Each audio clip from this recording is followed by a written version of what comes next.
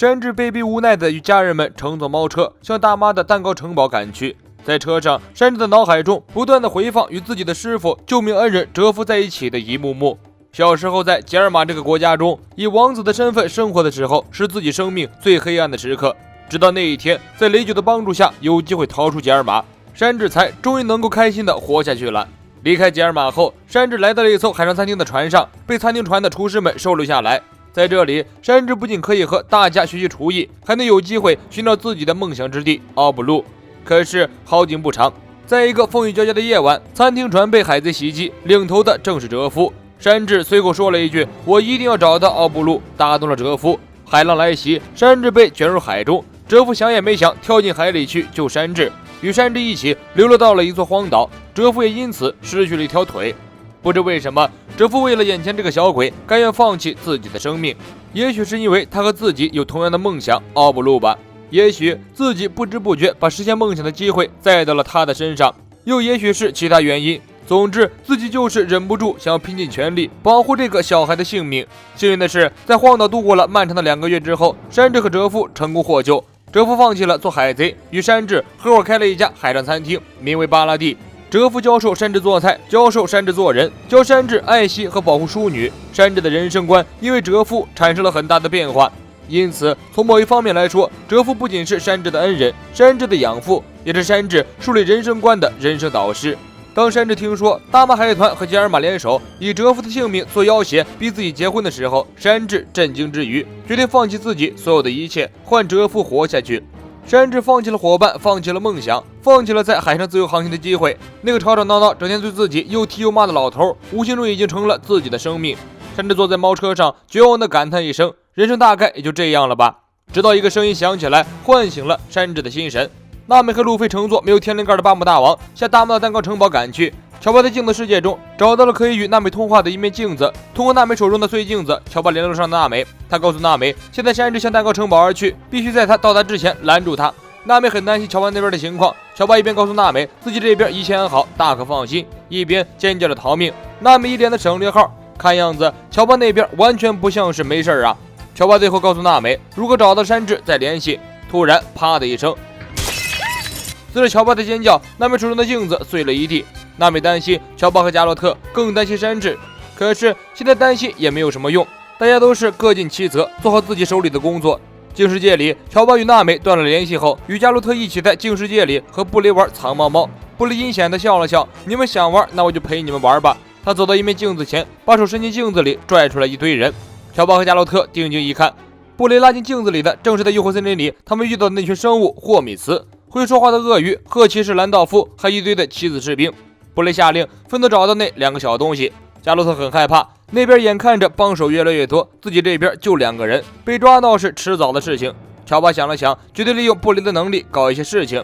路飞此刻正躺在巴姆大王头上呼呼大睡，养精蓄锐。饼干这种东西吃多了，虽然占肚子，但是不太惊饿。对于路飞来说，力量的源泉只有肉，肉是任何食物都无法代替的。很快，路飞的肚子就瘪了下去，这小子又开始饿了。小姑娘，你运气不错，前面正好有吉尔玛66的猫车经过。巴姆大王突然说话，娜美一愣，向前面看过去，果然看到一辆猫车。呼呼大睡的路飞突然惊醒，开心地跳下了巴姆大王，向猫车奔去。马上就能见到久别的山治了，路飞很是兴奋。山治见到自己也一定会很意外很惊喜吧。路飞一边跑一边举起双手，大声呼喊：“山治，好久不见！”眼看离得很近了，路飞一跃而起，直接跳到了猫车上面，开心地冲里面大喊大叫：“山治，我来接你了！”猫车停了下来，后面的吉尔玛66护卫立刻下车将路飞包围，但路飞完全无视他们。此时他的眼里只有山治，他有很多话想要对山治说。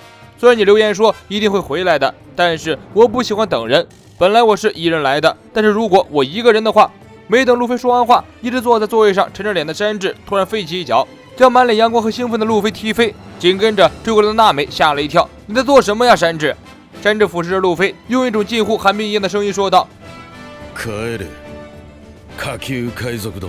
我是文斯莫克山治，是吉尔玛王国的王子，滚回去！你叫什么来着？”路飞擦擦嘴，爬起身，怒吼道：“你在说什么呢，山治？我不接受！”一向看热闹不怕事大的勇志哈哈大笑：“让我来帮你赶走他！”山治伸出手怒吼：“别动手，我来亲自赶走他们！”实际上，路飞和娜美的到来让山治大为意外的同时，又深感惊喜连连。吉尔玛斯皮兄弟见到娜美的那一刻，同时心生爱慕，而山治此时没有心情想这些，他想的是为什么路飞和娜美会冒着如此大的危险赶过来，还能为什么呢？因为是伙伴，所以冒险相救啊。加着看着那个冒冒失失的小鬼头，感叹一声，那就是草帽路飞啊。路飞跳过来絮絮叨叨的让山治跟自己回去的时候，山治怎么会不想呢？没有什么比自由自在在海上驰骋更舒服的生活了，没有什么比和伙伴们把酒言欢开宴会更畅快的事情。但是现在自己已经是一只笼中鸟，如果回去，自己将会失去双手，也会失去恩人哲夫，更有可能失去逃跑团中的某个伙伴。山治摇摇头，决定把这些苦水咽进肚子里，自己消化。他沉着脸站起身，狠下心来，一脚踢飞唠唠叨叨的路飞，自己此生与奥布路无缘了吧？山治为了让路飞死心，说出了那些违心的话：“滚回去吧，低贱的海贼！我是吉尔玛的王子，我和你们的身份一目了然。在这里有数不完的钱和随意使唤的士兵女仆，可以迎娶大妈的漂亮女儿。这日子要风得风，要雨得雨，好不自在。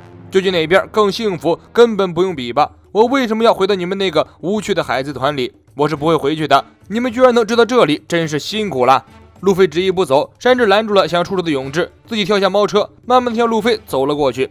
真不知道你是怎么想的，居然特意跑过来接我，虽然很感谢，不过如果你们真的是为我着想，那不是应该做相反的事情吗？与其跟着穷酸的你们，不如加入有钱有势的大马海贼团，这样我才会幸福啊！路飞一愣，没想到山治居然说了这些伤人的话。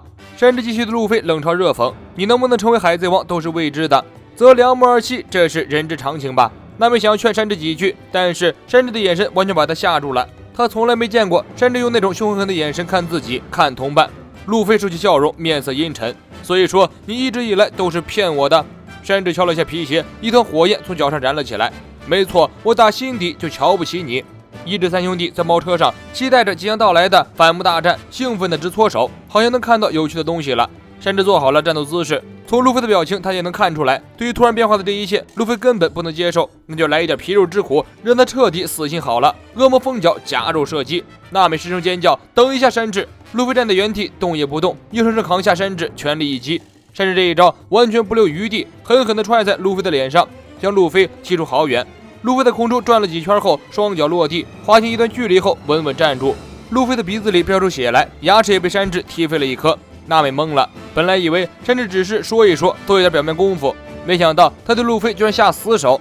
山治沉声道：“用你的霸气跟我打呀，否则你会死的。”路飞坚定的回应：“我不会跟你打的。”这样的船长路飞让山治很难不动摇，但是他必须下定决心将他们赶走，自己留下来和布林结婚，才能将事情圆满搞定，所有人都不会死。不想打你就给我滚！路飞沉喝一声，站稳脚跟，又接了山治全力的一踢。你总是这么任性！路飞被山治踢飞后，在地上滚了几圈，但他依然稳稳地扎住脚跟，站起身来。一个画面同时在两人的脑海中出现，那是路飞曾经邀请山治上船的画面。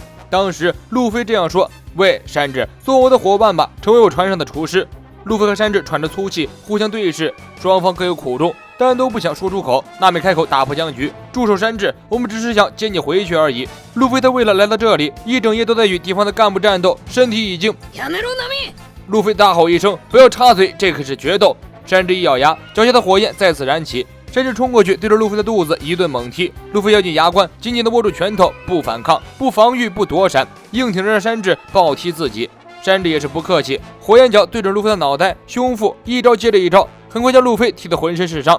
赶快从我的视线里消失！路飞被打得节节败退，鼻子和嘴巴不断的喷血。山治最后一脚全力一踢，踢中路飞的下巴上，但路飞还是咬牙扛了下来。我拒绝！山治再一脚踢过来，将路飞踢到石堆上。既然你不走，别怪我手下无情，死了可别后悔。娜美惊恐地瞪大了眼睛，他知道山治没说笑。山治接下来的行动证实了娜美的想法，他原地旋转起来，脚下燃起了比之前更旺盛的火焰。我要上了！山治腾空而起，用空中漫步不断的升高，升至最高空的时候，山治突然俯冲下来，来了一招从天而降的脚法。路飞坐在原地呆若木鸡，他不相信昔日出生入死的伙伴能够忍心对自己下死手，但娜美已经感受到了山治身上深深的杀气，他哭着大喊。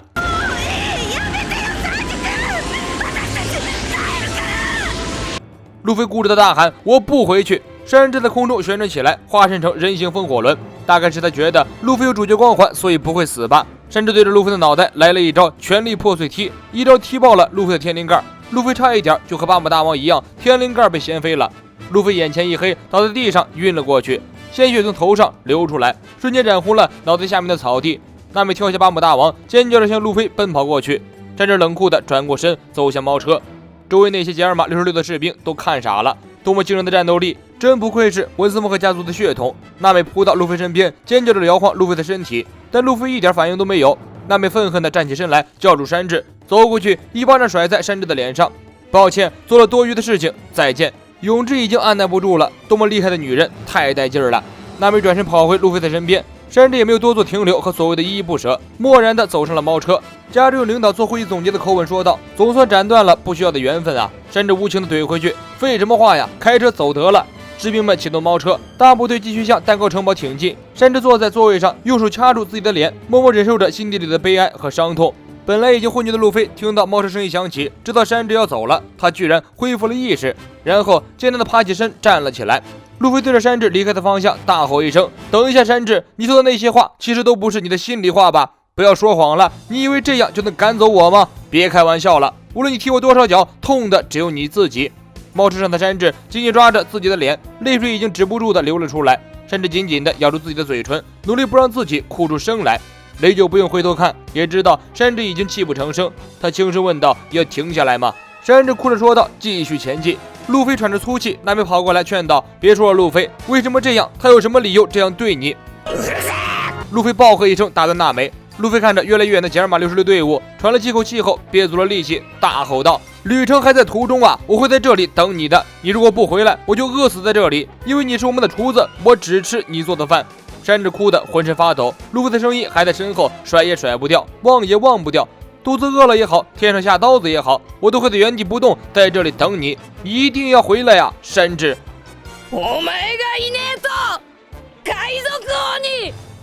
我是节目君，咱们下期见。